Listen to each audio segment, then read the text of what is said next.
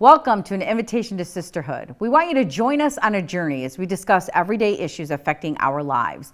Women in the Bible and of Christian history continue to have an impact on the world even years after their deaths. We can learn so much from them. They are sisters of inspiration, and we're all sisters in Christ. Today we're talking about God's grace from tragedy with Jennifer Buckley. Our sister of inspiration for the show today is Saint Elizabeth Ann Seton. I'm joined by my co-host, ECRC Director Patrice Buna, and Adora Ibrahim from the Benedicta Institute for Women. So finding grace from tragedy. Everybody kind of has their own story, and some of them are tougher than others, and Jennifer's going to share hers with us. But do you guys have your own stories, or maybe somebody you know that has found grace through tragedy? Absolutely. I think, we think about our lives and, sometimes you plan everything in your mind. Oh, I'm going to get married and live happily ever after, and this is going to happen. Mm-hmm. And, life takes you sometimes on a journey that is completely unexpected. And, when we find ourselves at the foot of the cross, with the Blessed Mother, it's then that, we're reaching out for our friends and our family and the saints in heaven and, just running to the arms of Jesus. Well, your plan is not always God's plan, right? And I always think about my sister. She lost a baby. She had a miscarriage late term. She was like 6 months. And then just the graces that came from that, I think, with her. Mm-hmm. Just there were things going on in their home life. And then when that happened, I don't know how to say it, almost got better after. Is that weird? They just found graces from it and were able, and even now, like I was telling someone, I said, when I think of miscarriage, I still think of it in a joyful way, just because the way my sister handled it. She handled it so gracefully. Yeah, I mean, I've seen families who have lost children, and who have lost spouses and just have done, have had to deal with unexpected, tragedies in their life. And I can just tell you that the ones who have really leaned on God in those times, there are a lot of graces, but it's not easy. It's, getting to that point of, they say that time heals all wounds, but does it really? You never really forget. I still remember, my child who at this point would be 18 years old. You never forget. You just don't. I had a couple miscarriages, and I know it's different from when you actually have a miscarriage opposed to somebody that had a 3-year-old that passed away, or a 5-year-old. I mean, it's different. Absolutely. And or a spouse or somebody who's lived on earth. But I don't forget either. I think of the 2 miscarriages I had and I thought, oh, I would have 3 kids, today. And so, sure, that never leaves you. But you do know people that have had tragedy, and you see them and you wonder how they get through life. Mm-hmm. And you have such admiration for the way they handle things. Yeah. And another tragedy too, sorry if I cut you off. No. I was watching this, it was a secular TV show, but it talked about how, talking about cancer, and this guy had struggled with cancer, and then he ended up kind of coming out of it. And the oncologist was saying to him, sometimes people come up to me and thank me. They think that cancer was the best thing that ever happened to them. Whoa. Because when you get that cancer, you all of a sudden see life differently. Yeah. You take everything, you value everything more, you don't take things for granted as much, you really live your life and you really value it. So he was able to come out on the other side of it and really look at his life with more appreciation and live more intentionally. So it's something interesting. I'm like, you would thank somebody for your cancer, thank God for your cancer, but I've heard that over and over. I've heard it before too, where people might say, help me get closer to my family, help me seek the forgiveness I always, needed, but I never really had that courage to ask for or whatever. So. Yeah, there was a young mother that I knew who passed away a few years ago. She had a long battle with cancer, and she had 4 kids, and, they were younger, they were all school-aged, and, the community definitely rallied around them, but, some of the things that I will not forget, and I was just, an acquaintance, I can only imagine how it affected their children, but dealing with the suffering, with the grace that their mom had, to endure it and to, show them that despite what was going on, she was going to get up that day and, be cheerful and, try to run through the day with the kids. And so it just teaches you things that you might not have learned, had something else been the path for your life. You know, so I know that God is good. We know that, right? And that we know that he doesn't want his children to suffer. You know, we don't want our children to suffer. Imagine God, you know, looking down on us. And unfortunately, we live in this world that we live in, and it's fallen, and there's a lot of suffering because of it. You know? And you need God's grace, especially as a parent who's going through a tragedy, to put on that strong, happy face for your children. Sure. You know, and not let your children see your pain, because children, you know, they cope with things differently. Their brains are not fully developed to kind of understand tragedy the way adults understand tragedy. I remember there was a woman I know, she's since passed away, but she lost her oldest son, and we were talking about one day just about what that was like, and she said, honestly, Vanessa, if I didn't have faith, I would be falling apart. For sure. And she said, if I didn't have faith in Jesus Christ, there's no way I would have gotten through losing my son. Yes. And she became that woman who every time somebody lost a child, she was right there. Yeah. She was right there at the funeral. She was right by their side. And it was like, that's how she got her graces, was able to help other people in their tragedy. And she knew what it was like as a mom to lose a child. Yeah, and I think that suffering really gives an opportunity for compassion. Like, I know it might sound trivial, but when I was bullied when I was younger, and that has made me for the rest of my life so compassionate to people being bullies or being arrogant or being condescending. Like, I have no tolerance for any of that, because I hated being on the receiving end of it. So I think it's the same thing. This woman, you know, lost her son, so she can be compassionate. I can only be compassionate so much to someone that's lost a child, because I've never lost a child, but someone that's experienced that. I've never dealt with cancer firsthand, but someone that has can then be more compassionate to those that are in that situation. Absolutely. And if you look up the etymology of the word compassion, you know, it's to have passion for, you know, like when you think about Jesus on the cross being crucified, you know, it's not just, you know, oh, I'm really sad for you. No, it's your heart is breaking for that person, because you have actually walked that path, you have been down that road, and you are then able to minister from a place of experience. Every time I think of God's graces and tragedy, I really think of this time, the time of the year during Lent and the crucifixion and Easter time, and Mary thinking, how did she possibly watch her son suffer? I mean, it's one thing for people around there to see the suffer. It's one thing for us to think about he suffered. It was her son.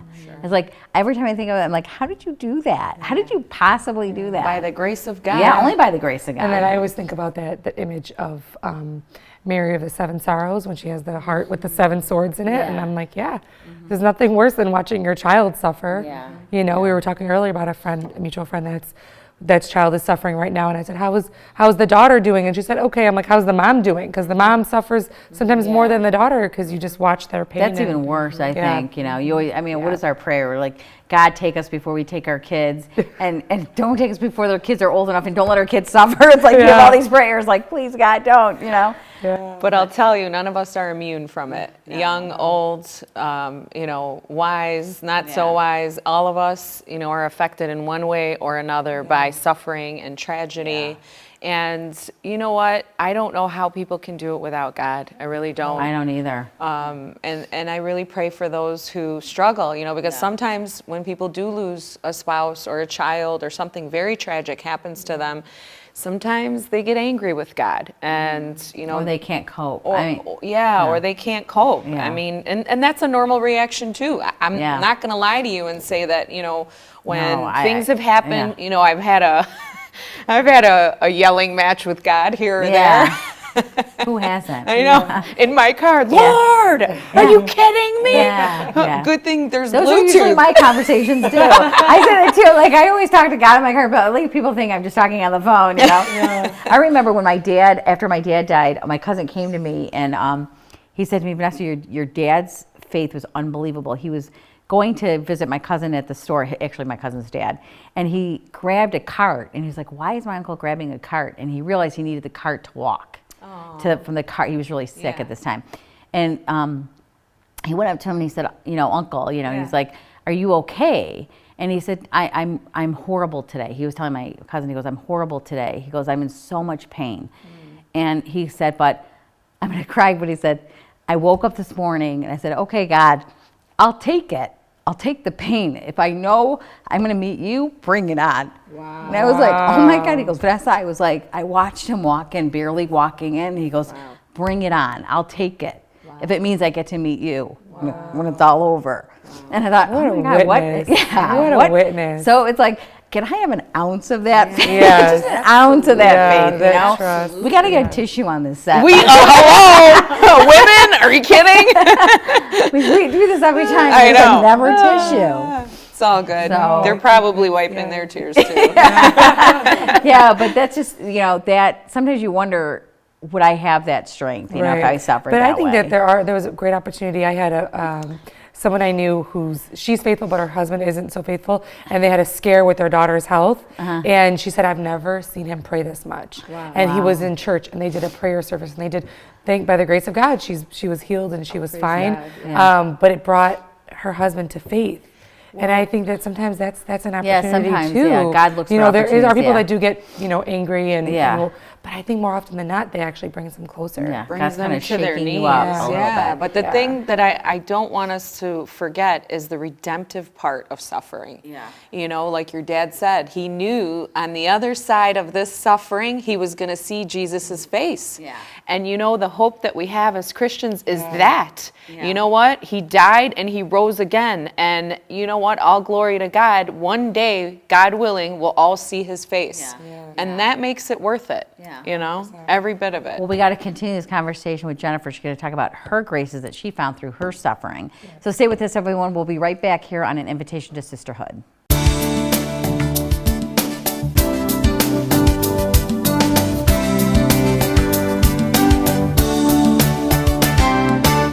Welcome back to An Invitation to Sisterhood. We're talking about finding graces through tragedy. And joining us now is Jennifer Buckley. Jennifer, thanks for joining us. Oh, thank you for having me. So you kind of heard our segment, and we got our tissue now, so if you cry. Well, I've had a couple practices speaking about this in public, so I'm hoping to do okay. So tell our viewers your story about what you went through and how you found grace through that. So, the tragedy that I went through with my husband, it was a very tumultuous time in my life. I had 2 kids already, a 2-year-old and a 1-year-old. I was pregnant with my son. I was about 38 weeks pregnant when, we were living at Fort Irwin on the Army base, and I had prepared a lot of women to expect there to be a knock at the door. We hoped that there wouldn't be, but I wanted to prepare people that there could be. And my husband was a commander and a leader of men, and so it was kind of fell upon me to be a leader of the women and the moms. And so I did. I had counseled them and let them know what to expect. And on April 29, 2005, I got the knock on the door personally. I was sitting in my chair watching The Price is Right, and I had my son, draped over my stomach, and he had fallen asleep. And he was only, I think, 15 months. He just had his well checkup, and I decided, to sit down and take a rest. It was very melancholic that day, and I got the doorbell rang, and I thought, gosh, should I get it? The door was open. It was a beautiful spring day, and I said, I think they know I'm there, so I better go and answer the door. So I did. I went, around the kitchen and came around, and I saw 2 pairs of feet at the door, and I had already prepared women that if it was one, it would be probably like a medical injury or something that they were being notified about, and that the 2 sets of feet would be, the casualty assistance officer and a chaplain.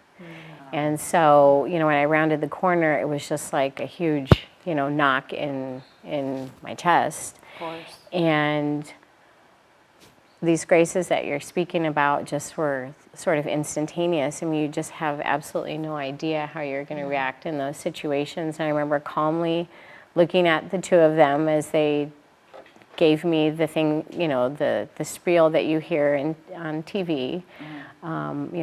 Ma'am, I'm sorry, I regret to inform you that your husband has been killed in action in Iraq.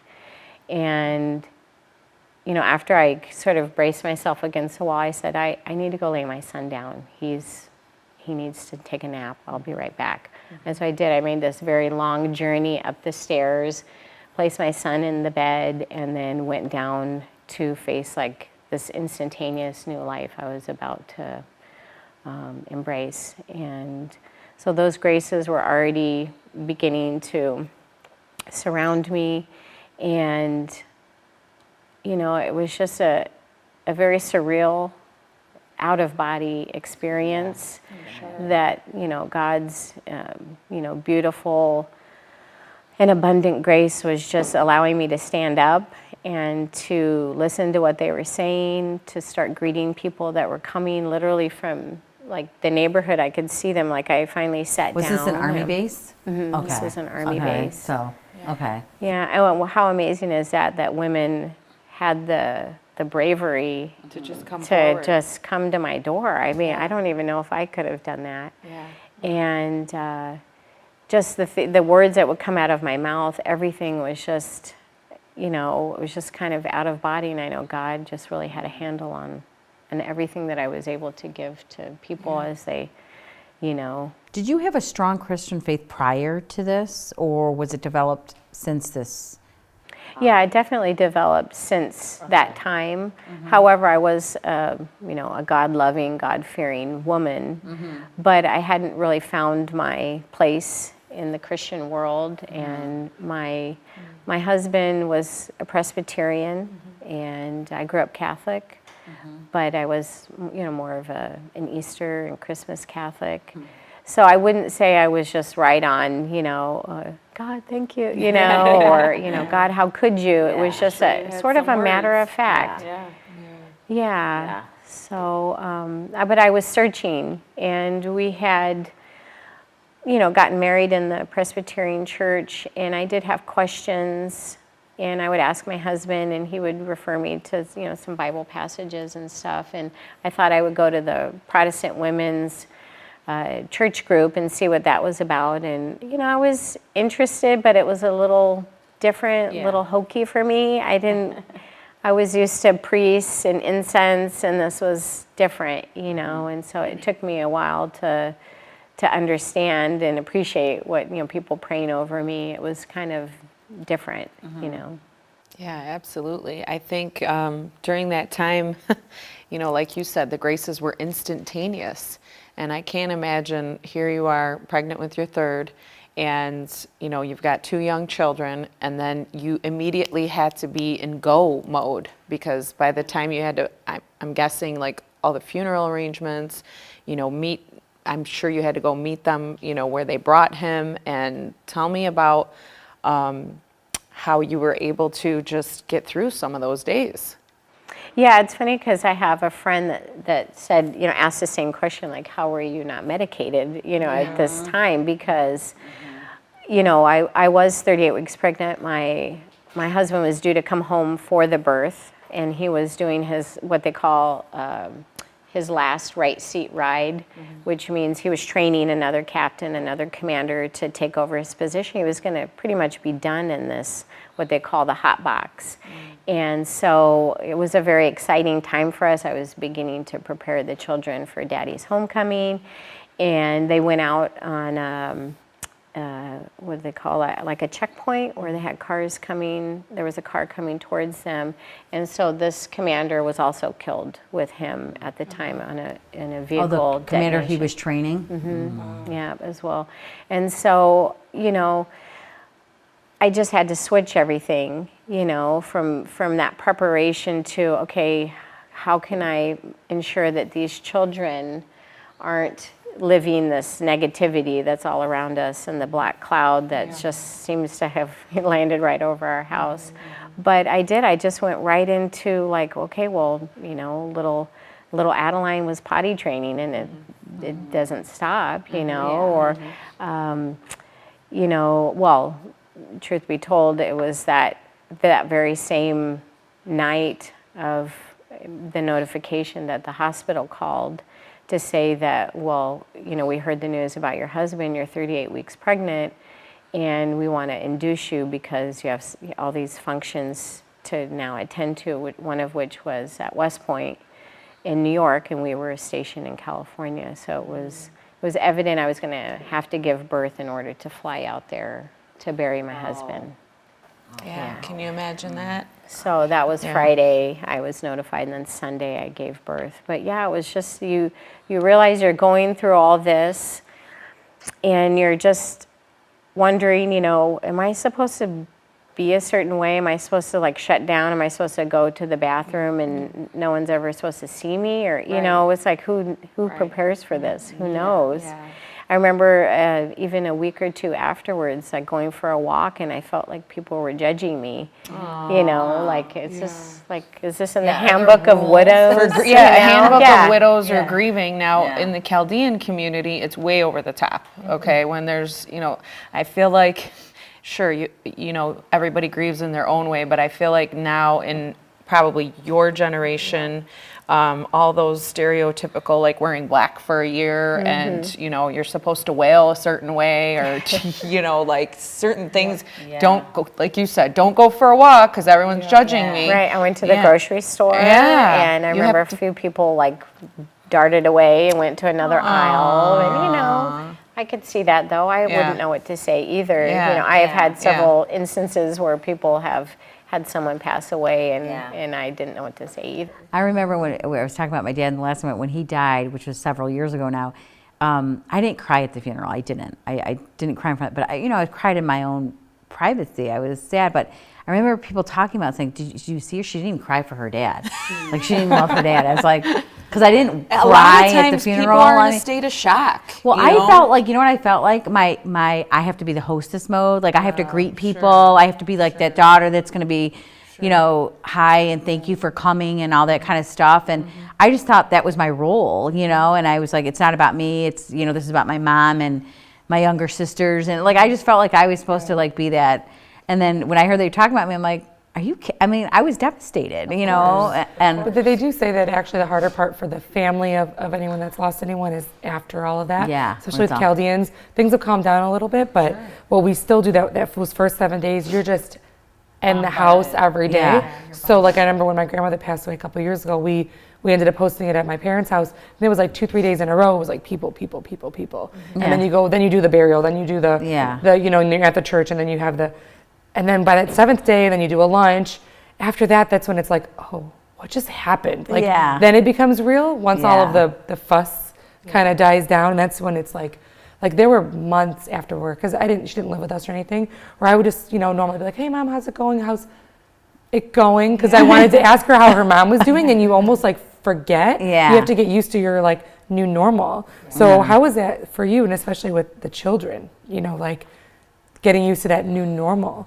Well, it's interesting you say that, because even the first hour or two when speaking about my husband, it was like, oh my gosh, I have to refer to him in the past tense. That probably was the hardest thing. I'm like, well, I don't think I'm going to do it. I'm going to give myself a day or two because he was here this morning, and now he's not. So, I think it was very necessary that so many people came out and just enveloped us with love and God's grace. Absolutely. And, at some point it was, I mean, there's God's grace, and then I need to like step up and what am I going to do with this tragedy too? Am I going to wallow in this? I mean, there's grief, and then there's wallow and pity and absolutely. All, so many all that stages. goes with that. But when I looked at those beautiful children, I thought, I want to be, okay, their dad died a hero, but what if I could be a hero too to them? I'm here. And I don't want them to look at me and have all these like, bad thoughts about their mom and the way she coped and dealt with stuff. So like I really made an ardent effort to be a good mom and to be like happy and joyful, and that's when I started to do interior decorating. I wanted to have a beautiful home for my children, to have beautiful experiences for them, for it to be joyful, and because war is so ugly, and it just became a part of who I was to create a beautiful happy life for the kids. And in turn, it made me feel good, and was a coping mechanism. So tell us about your business in that, and when did you discover that was a way, an outlet for you, a way to bring beauty, that the interior design work. Yeah, so it's funny because I'm a single child, only child, as I say, and was raised by just my mom. And there were several days, I have to admit, I was like, Mom, can I stay home today? My grades are really good. I want to decorate the house and just put things together and organize it and such. So it was instilled in you. Yeah, it was no, the this developing was like, charism. it was, And so I really took a lot of pride in my bedroom and the house, and when friends would come over. And then, of course, when you get married, you start nesting and making things pretty, and the babies come and such. And then when he passed away, it was like, okay, I have to start over. I have to buy a house, and where am I going to live, and what's it going to look like? And so it was something. I bought a home that was like, circa 1990, and so it wasn't horrible, but it could use some updating. So I began there, and just really that was like the backdrop to everything that was going on in our life, and that rebuilding was the backdrop. And then I thought, you know what? Eventually, I am going to have to go to work. We were very fortunate that the government did help take care of us, and so it wasn't like an imminent thing that I needed to leave the house or the kids and go work, as a lot of widows did in World War II and Vietnam, and they paved the path for us, Iraq and Afghanistan widows to be stable. So, but I always felt like God had been calling me to something. I never knew quite what it was, but here it was, like, smack in front of me. And so I went to school for interior design, and I didn't last very long. I lasted like 3 or 4 classes because I was always an entrepreneur. I had like a tutoring business, I had a gift basket business, I had all these little things I was but they were all preparing me for this time with this business. And so a lot of my clients naturally were Christian and Catholic, because that's, as I became Catholic, those were who was around me. And so they got wind that I was an interior decorator. So it was really cool because I could put faithful products for them into their homes. And I really loved the products, and I really thought, gosh, what can I do with this, and can I do more with this? And so the idea of a business and a store did start, before I met my husband now. And so that was 10 years ago, and God saw that we should be married and add 5 additional children. So speaking of, being patient, I waited 10 years, and so we're now at the point where things lined up. And You have 8 kids today?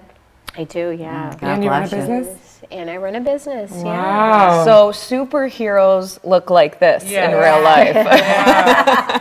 They don't wear capes. They are Jen Buckley. It's demanding, for sure, but it's very rewarding. And I do want to be the face for, the Catholic faith and women, to show them that you don't have to,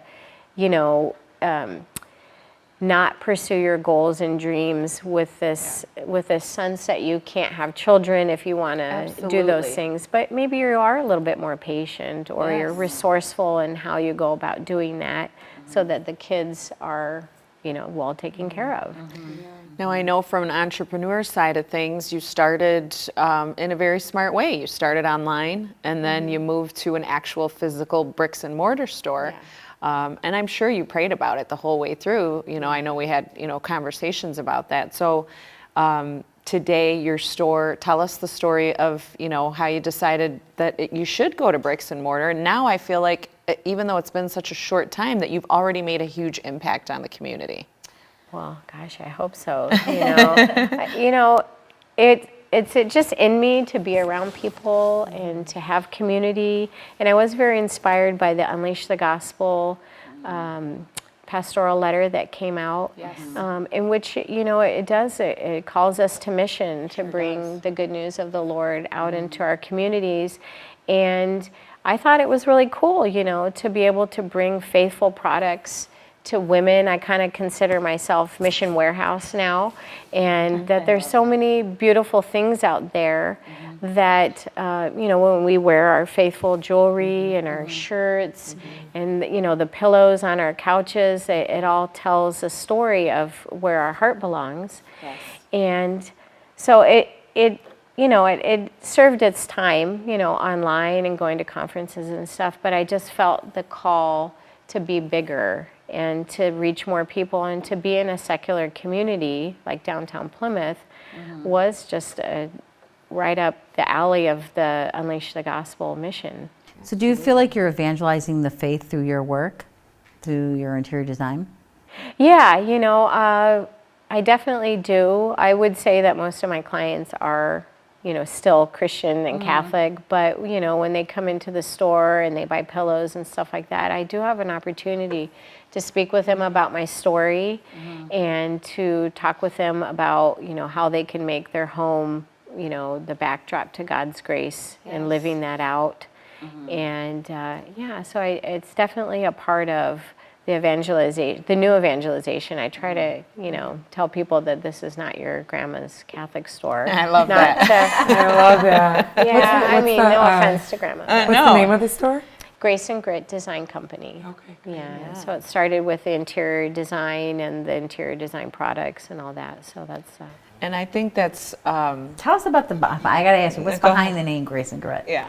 Obviously the Grace is yeah. God, but tell So me about great. Yeah. So Grace, the grit is. It's funny because I like all the different ways that Grace and Grit can kind of be used. It's like peanut butter and jelly. Right, yeah. So, you know, some people naturally are drawn to, well, I'm married to a police officer and I like beautiful things. So you can think of Grace and Grit as like his and hers, or, you know, husband and wife. I kind of like that. Because if you imagine, like, even on your master bed, having a pillow that was Grace and Grit, right? It kind of represents. Completely. The But what- masculine and the feminine. Exactly. Yeah. But what is masculine about grit is Yeah. that it's perseverance, it's strength, it's Yeah. endurance, it's all these things that's in the also face of feminine. suffering. Right. Yeah. So yeah. So I love that. I like that. I was remembering when Ronnie and I fought over the comforter on our bed because we didn't want it to look too girly when we got married. So we were going back and forth about it. I just love the idea of Grace We didn't and have Grit. a comforter for like a couple years. 'Cause of we that? couldn't 'Cause- agree on that's too many flowers. yeah, but the grit part is definitely when it comes to like my story and where I saw everything going with the store is that, you know, God does give us all these favors and the graces and all these things, but we have to collaborate with Him and partake in it. You know, I could have chosen a different path and just become bitter and not been able to cope and all that. But I decided this isn't the path I'm going to take. I'm going to step up, God. If this was your will, you know, as hard as it is, I'm going to enter in, you know, using the word surrender and surrender to that and let it become a part of me and my story and let it be hopeful. And we chose Saint and Saint Elizabeth and Saint Anne. Actually, and Jen chose you, it. yeah, you Chose chose her. it. So can you tell us why you chose her as our sister of inspiration for today's show? Yeah, well, St. Elizabeth Ann Seton was a widow. She had, I don't know how many children she had, 4 or 5. Yeah, she did. Something in that nature. So when I reverted back to the Catholic faith, I kind of looked for someone that had a similar story to me. And it was, you know, that some of the circumstances that she went through were very similar to mine. And so she became a part of me, and I can't say I became a part of her because she's not here, you know. But yeah, you know, her reversion to the Catholic faith, just like myself, her love for education and teaching children. I homeschooled my kids for a little while. I was very passionate about it. The different school choices too, you know, I've kind of bounced a lot. And yeah, just her grace and grit. I was that going to she got literally for just that. say Yeah, I that. love that. And then you mentioned your reversion to the faith. So you said you were married to your late husband was Presbyterian. So where did that reversion come? How did that come into play? And how did you come to our Catholic faith? Yeah, that's a good question. So I was in a widows group, where, you know, just like a workshop type of thing. And I saw this woman, there was like a larger group, and then you're supposed to break out into different sessions like suicide, loss of a child, young widow. And I was 30 at the time, yeah, I qualified for that. And I looked over and I saw this woman who was pregnant, and I remember thinking, please, Lord, don't let her be in my group. And because, you know, like you were saying about compassion, I didn't wish that upon anybody. I wouldn't want them to have to go through that. Well, she was. And she sat right next to me. and you know her. She's in she's at SSA, Sherry Mayer. Oh, yes. Yeah, Yes, yeah. of course. So Wow. it was very early on for her grief. So, and as the different stages, sometimes you can't even get it out. You can't even speak about it. So that's where she was. I was able to speak with lots of tears, but she just couldn't even speak. She was very closed off. So I reached out to her and let her know that I had been pregnant too when I lost my husband. We became fast friends. Of course. And it took, I think, about a year. Her witness as a Catholic, and was very inspirational for me. And so it was at that time I decided to send my oldest, who was not very old, 4, to Our Lady of Sorrows Catholic Church for school. And while I was there, the nostalgia of her bringing her prayers home, like Our Father, the Hail Mary, and all that, it just really brought me back to those times. Even just the Christmas masses, the Easter masses with my family, and snuggling up with my grandma. And I thought, Lord, Lord, what are you saying to me? I've got this fat Catholic friend, these prayers, I'm very inspired here. And she said, Jen, I'll be your sponsor. And I'm like, what is that? That sounds weird. I like this. It's kind of hokey. Speaking of the Protestant women's group and, and the military base. And I said, okay. And so I just fell in love with the Catholic faith and learned everything that I possibly could about it, and just haven't looked back. I love that. So I love that you, by her witness. So she never once said, hey, you should convert. Hey, you should. She didn't push it. So I think that's something that us and our viewers can all know, that just by our witness, just That's being, a good point. hey, I'm going to Mass. Yeah. Our I'm not telling you to lives come. testify. I'm just telling you that I'm going to Mass, Yeah. I'm praying. We were talking earlier about, praying the rosary or whatever your devotion is. Just by you telling me what you're doing, I'm going to be like, maybe I can. You didn't tell me to do it, right? Yeah. But I'm more inspired to do it because I'm seeing that you're doing it. Yeah. So that's beautiful to know that your reversion came from a witness. And God really did ordain us to be sisters, because we're both remarried now. And it's been, 13 years together. And it was more than just grieving widows. We celebrate the Catholic I faith love that. together Ordain now. us to be sisters. Yeah, and that's the beauty Yeah, of it sisterhood. is, You yeah. know, That's why we got the show, girl. Yeah, well, that's the thing. We're Yeah. sisters by the blood of Christ. Yeah. Although we're not blood relatives, but we are blood relatives by Yeah. His blood and by His Yeah. stripes. We are all Yeah. made whole, right? Amen. What message you had a lot of messages here, but if you could, somebody going through a similar situation watching the show today, what message would you have for them in terms of finding grace through tragedy? Well, first off, don't give up. Hope. If we don't have hope, what do we have? And in Romans 5:3-4, it talks about suffering and how through suffering produces perseverance. Perseverance produces character, and character produces hope, and hope does not disappoint. So that's the first thing I would tell people. And then the second thing is to use grit, to get out there and do something and be proactive and be strong in what you've been dealt, and try to be encouraging to other people, because when we get out of ourselves and we help other people, it does come back to us. I feel better about myself because so helping Sherry get through it. I'm like, where is this coming from? Then I'm telling her, she's only, it's weird to say this, but she's only 10 months behind me, in terms of loss Where you and were, stuff. yeah. But it did help. And I also was able to rally a bunch of Gold Star widows, that's what they call us, military widows, to do races and stuff. And that it was just so instrumental in the grieving process, to be able to be proactive and utilize my body and my mind and all those things with that it takes to persevere and to unite myself to my husband and all the things that he had to go through. And so, don't wallow, don't sit in the home, get out there and be proactive. I love I love that, other-centered. So as women, we're created to be other-centered. We house others in our very being. And you're absolutely right. When you focus on, somebody else, you're like, what? Wait, what? Where did that come from? I love that. And the fact that you used your physical body, like sometimes I say I have the urge to run for Jesus. I don't want to run for myself. I'd rather just sit on my couch and have a cup of tea, But that's very instrumental because as human beings, we're made up of mind, body, and soul. And I think that's absolutely incredible. And not to mention, you already, I think, were pretty physical because you yourself were in the Air Force. Yeah. So I think that all, kind of prepared you for what was to come. Yeah, and you want to make people proud. I wanted to, if my husband could see me now type of thing, I hope I was making him proud, and he wanted to do a triathlon and he never got a chance to. He even bought the shorts and everything, the swimming shorts and the running shorts, and so that was my very first goal, was to do a triathlon at West Point. Yeah.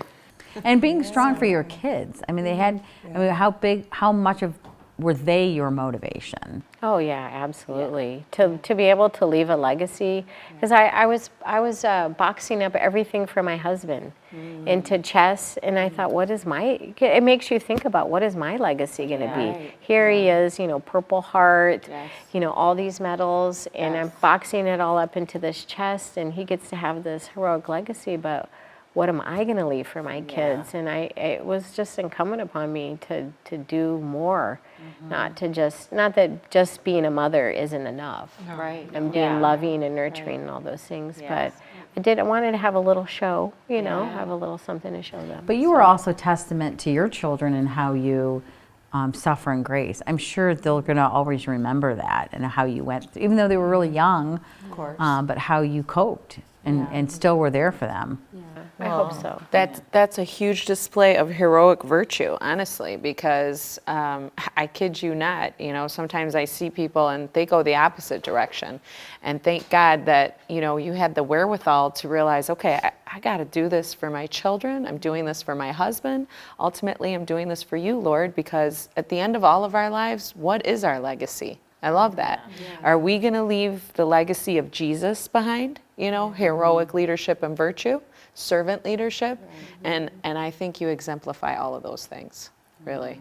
And I do believe it is temperament too sometimes, and that's why there are people that God has chosen who have that type of temperament that can lead other people too, because we're not all going to wake up, face a tragedy, and just do it all the same way I did, Right. But you don't know how many people you led to Christ through how you handled your tragedy. You may never know, and that's okay. You'll know. She gets to heaven. Yeah, when the time. Yeah. Well, before we let you go, it's such a great conversation. Thank you so much for being with us. Any last words you want to leave with our viewers or us today? Or no, it's just a pleasure to be here with you guys. And more and more, we have a book club at my store, and it's all about sisterhood and women and learning how to get along with one another. And that's good for you. Grow in faith together as women, and I just think this is really beautiful. And the store is called Grace and Grit. It's in downtown Grit, Plymouth, Michigan, and you also have a website. What's the website? It's www.graceandgritdesigncompany, so co.com. So that book club, I'm going to just elaborate a little bit on that. Do you pick different Christian books about sisterhood, or what books are you reading? So I chose Unleash the Gospel to be our very first book, just to get women mission oriented and how to bring their sisterhood out into the world and evangelize. The second one was Resisting Happiness, about recharging yourself. Yeah, is that Matthew Kelly's? Yeah. The third one was Letter to Woman, Essays on Women by Edith Stein. She's a powerhouse. Yeah. Teresa That's Benedict awesome. of Good the Cross. for you. What a great book club to A start. good one that's too is Ultimate Makeover by Carrie Gress. Okay. That's about the transforming power of motherhood. Yeah. Wow. And she, I think, wrote the kids' book, The Marian Consecration for Kids. Yeah, we were just talking about that the other day. Yeah, Well, very thank you cool. so much, Jennifer, for being with us here on Invitation to having me. Sisterhood. Appreciate it. Stay with us, everyone. We're going to continue our conversation right after this break.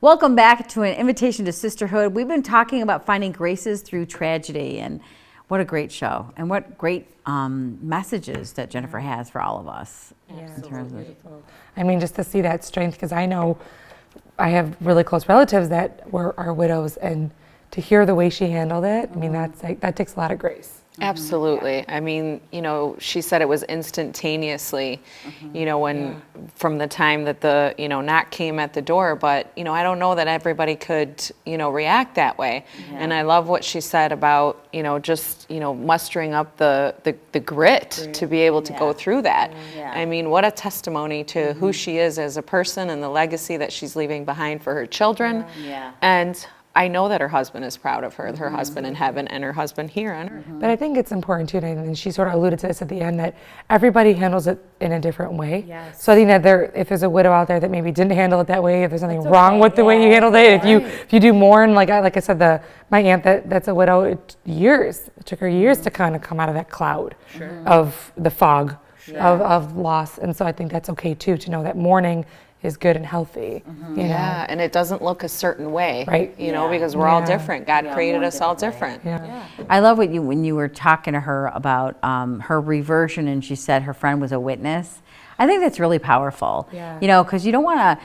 A lot of us grew up with going to Catholic school, and I love Catholic school today, but we grew up with it being shoved down our throat, I think, sometimes, or like, you're going to go to hell and you're a sinner, and that's not how you bring people to Christ, you know what I mean? And it's just being that witness, just being the Christian, being the Christ-like person is how you bring people to Christ, And another awesome way, I think, is through beauty. You think about Bishop Robert Barron's series on Catholicism and him focusing on beauty and how beauty can draw you closer to God. And I think it's so beautiful the way that she incorporated her interior design talents into bringing that beauty about in her home to provide a peaceful environment for her children and a positive environment, uplifting environment. So sometimes when you see like a stunning piece of art or a magnificent building or an awesome sunrise, and maybe you don't know who God is, but through that beauty, somehow your soul is drawn to Christ through that beauty,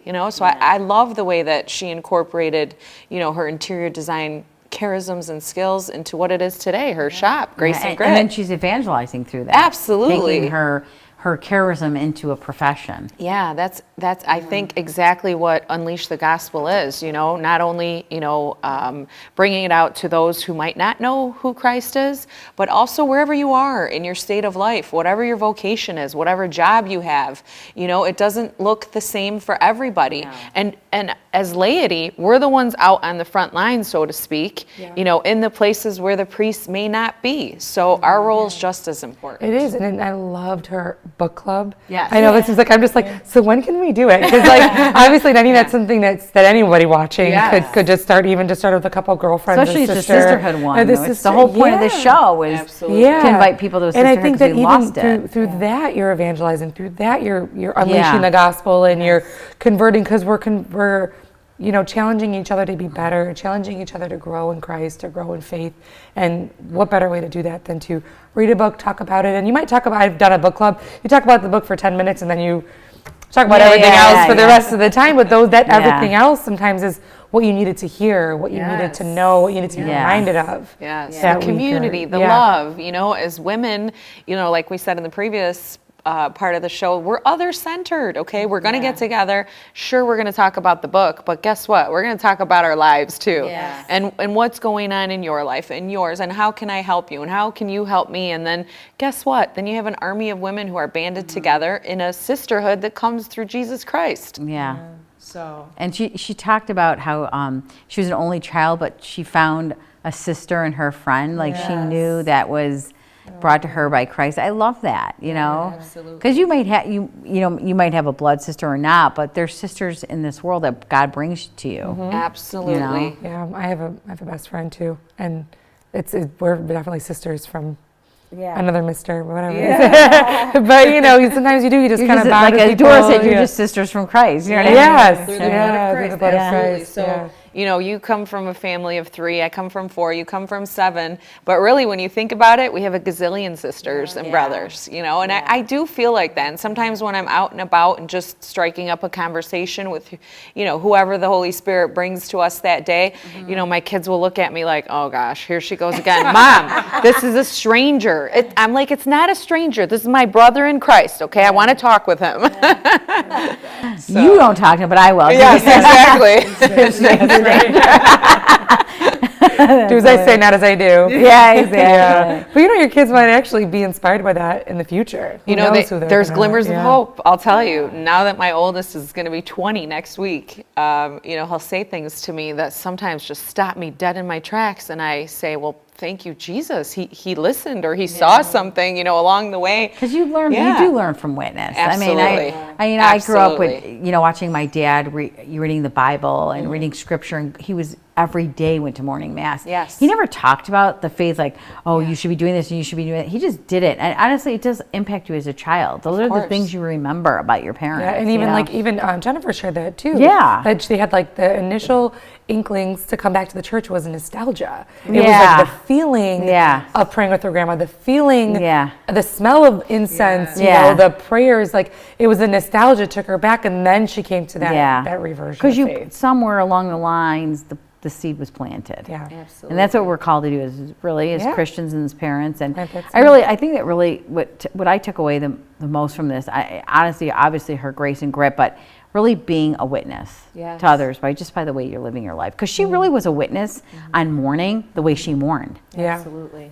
She really was a witness to that and how she handled that tragedy. And like you said, we all don't do it the same, but she might have changed someone's life without even knowing it. And I can't help but think of the Blessed Mother, and the way that she handled her suffering on the way to the cross, and, the things that she went through. God gives you so many graces at that time, but the fact that she knew that she needed to serve someone who was 10 months behind her in that suffering, that was incredible. Yeah. Because that, in her own tragedy, here she is still freshly wounded with everything, she sought out to help her sister in Christ who was suffering. It was also going through the same tragedy. Yeah. So. Well, as always, we have to leave our viewers with our pledges that we always thank our guests for helping us come up with. So right now, we're going to leave you with our pledges like we always do. I pledge to pray about what my legacy will be and how it will have a Christ-like impact. I pledge to surrender to God's will during a time of suffering. I pledge to serve others who are suffering, however that looks. I pledge to be a witness to others in the way that I live my life as a Christian.